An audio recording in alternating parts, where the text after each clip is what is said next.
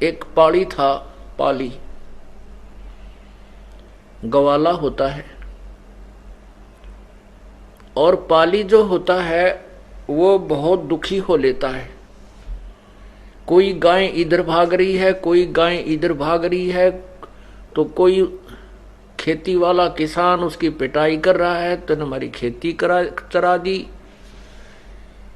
तो वो बहुत दुखी रहता था। उसने एक दिन सत्संग सुन लिया। एक पंडित जी, एक गुरुजी सत्संग कर रहा था, विचार कर रहा था कि भगवान ऐसे सुख देता है, भगवान चीर बढ़ा देता है, भगवान ऐसा कर देता है, भगवान सब सुख दे देता है, सर्व सुखदाई है। तो पाली ने, ग्वाले ने सोचा कि पंडित जी पर एक भगवान ले लूं और वो मेरा साथी हो जाएगा, मैं विश्राम करूंगा और भगवान फिर सारी गऊओं को घेरा करेगा और गौ चराया करेगा। अब सभी उस मंदिर से सत्संग सुनकर चले गए, पर वो पाली बैठा रहा।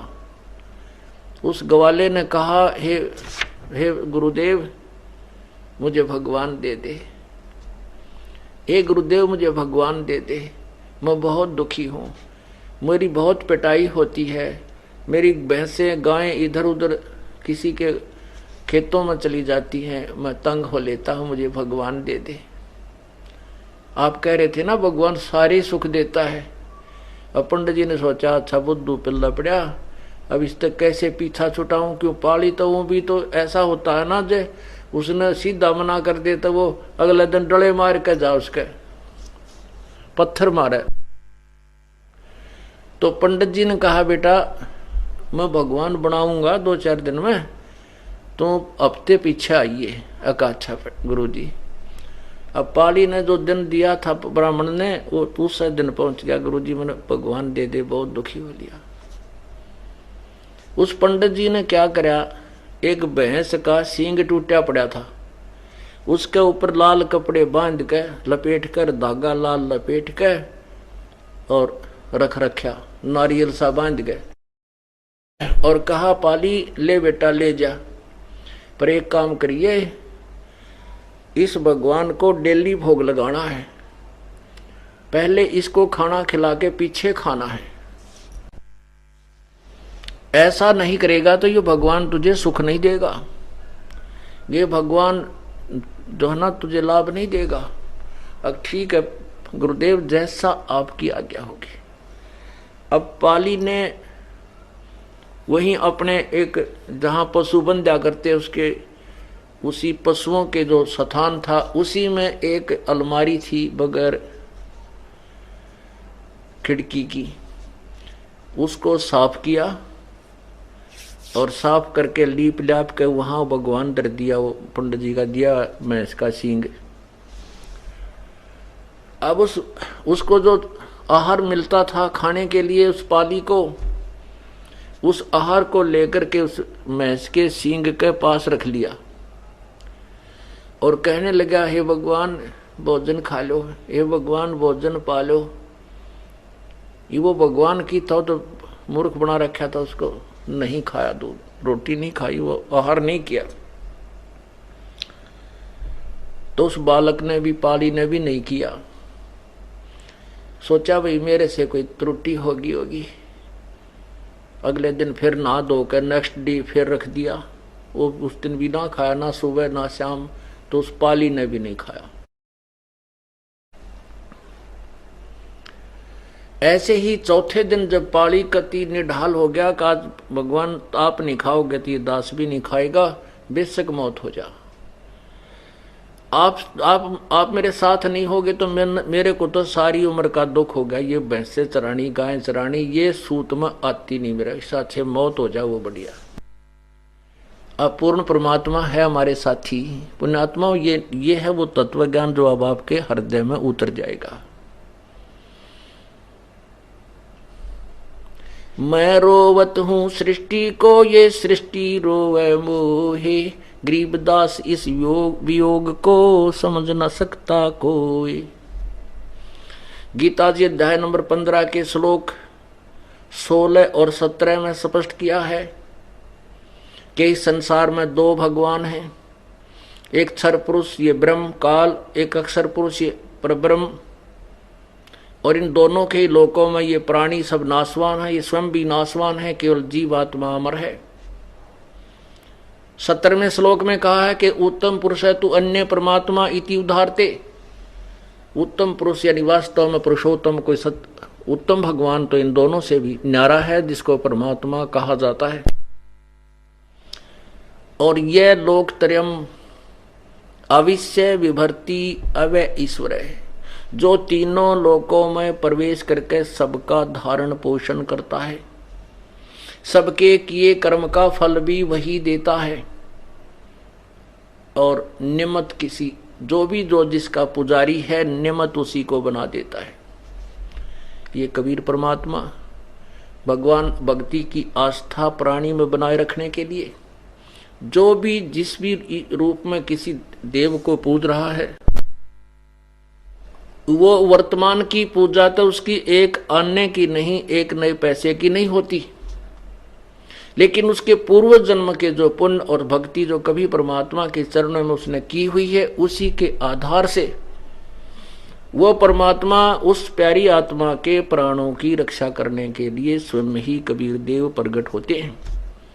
और वो जिसकी पूजा कर रहा है वो सोचता है कि मेरी मदद आज मेरे इसी भगवान ने की है, लेकिन ऐसा नहीं है। तो ये जो पाली था ये पूर्व जन्म का ग्वाला था, पूर्व जन्म का कोई पुण्यकर्मी प्रभु का, कबीर परमेश्वर का बच्चा था। अब वो शास्त्र विरुद्ध साधना उस अनाड़ी पंडित ने, गुरु ने पकड़ा दी, और उस बच्चे की जान जाने को हुई तो परमात्मा स्वयं प्रकट हुए और सामने बैठ कर दूध पी करके अंतर्ध्यान हो गए। खाना खाया, अंतर्ध्यान नहीं हुए, खाना खाया और बोले बच्चा बोल के बात है, मैं बहुत बड़ा हो गया हूं। वो भैंस का सींग था वो खत्म कर दिया परमात्मा ने, अंतर्ध्यान कर दिया, और स्वयं साकार रूप जो भी उनका स्वरूप है एक व्यक्ति रूप में प्रकट होकर वो खाना खाया और बच्चे को खिला दिया। और कहने लगे भगवान बोल बच्चा अब क्या काम है तेरा, कि भगवान मेरे साथ हो ले, और बहुत दुखी होता हूं मैं, और मेरे पशुओं को घेरना तू। अच्छा बेटा कोई बात नहीं, चल। अब लेकर पशुओं को चला गया। अब एक लाठी पकड़ा दी पाड़ी ने भगवान को, अपना लठ। अब कोई भी गाय भैंस इधर उधर जाती है किसी की खेती में, तो परमात्मा एक सेकंड में उसके आगे खड़ा, लठ लिए खड़ा दिखता है। उधर कोई जाती है तो वहां खड़ा दिखता है। अर्थात सभी क्रिया को बड़ी सुचारू रूप से करने लगा।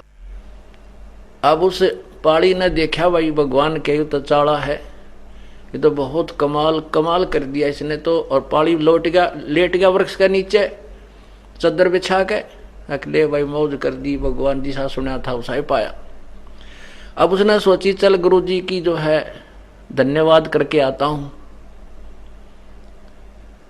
अब वो मंदिर की तरफ चला और ब्राह्मण ने देख लिया, ब्राह्मण ने कहा गया पाड़ी। उसने सोचा कि आज यू तेरे डले मारेगा, क्योंकि वो तो भका रखा था।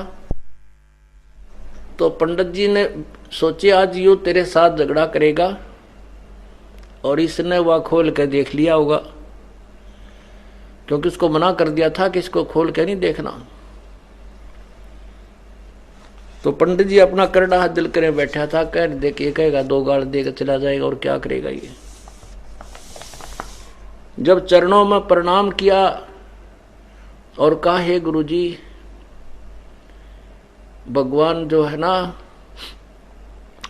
भगवान ने 3 दिन रोटी नहीं खाई, और मैंने भी नहीं खाई, और चौथे दिन तो मेरे प्राण निकलने को हो गए। पता नहीं मेरे से क्या गलती बनी, पता नहीं क्या मुझे भगवान को भोग नहीं लगाना आया। चौथे दिन भगवान प्रकट हो गए, बड़े हो गए वो तो, पूरे आदमी के मनुष्य जितने। वो पंडित जी देखे उसके मुंह का, नहीं यो आज भांग पी कर तो नहीं आया है, क्या बोल रहा है। और भगवान ना सही पूरा सही काम कर रहे हैं, पूरा सुख दे दिया मेरे तथा सारे पशुओं को घेर लेता है। मैं थोड़ी देर देखा कि कहीं ये गड़बड़ तो नहीं कर देगा पिटाई वो मेरी, तो भगवान तो बहुत ही अच्छी तरह पशुओं को घेरता है। अब पंडित जी ने सोची कि भाई वो बालक है, झूठ भी ना बोलता, इसकी बात कुछ ऐसी लग रही है, भोली भाली, झूठ तो नहीं बोल रहा। कहने के बच्चा वो भगवान कहाँ है कि चाल दिखाऊं? खेत में, वहां देख, वो वहां मेरे पशुओं को घेर रहा है। अब चल मुझे दिखा। वहां जाकर देखा, पंडित जी ने तो लठ लठ दिखा, भगवान ना दिखाई दे, क्योंकि निर्भाग आदमी को थोड़ा दिखा, अगर वो तो निरा बकाया कर था, मंदिर में बैठ कर दुनिया को ठग रहा था, तो उसने तो वो लठ लठ दिखा, लाठी लाठी, भगवान दिखाई नहीं दे रहा। तो पंडित जी कहता है कि कहाँ है बेटा भगवान? कि वो दिखता नहीं, वो सामने लाठी लिए खड़ा, वो कभी लाठी इधर जाती दिखा, कभी लाठी इधर आती दिखा। पंडित जी का पसीने आ गए। यूं तो भाई कोई प्रेत परात दिखा है, कोई जंद सिद्ध कर ली हो गया इसका। तो कहने लगे बेटा मुझे तो दिखाई नहीं देता।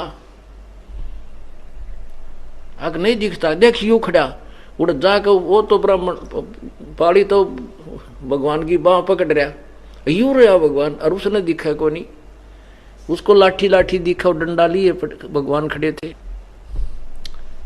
तब उस पाली ने कहा परमात्मा मेरे गुरुदेव को भी दर्शन दे दो।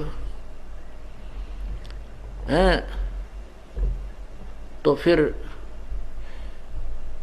उस अनाड़ी को भी दर्शन दिए। तब परमात्मा ने उस पांडे को कहा कि नालायक क्यों दुनिया को गुमराह करता है, तू अपने कर्म बना ले। उस दिन के बाद उस पांडे ने भी बकवाद करनी छोड़ दी और प्रभु ने उसको उपदेश दिया, उसका कल्याण करवाया।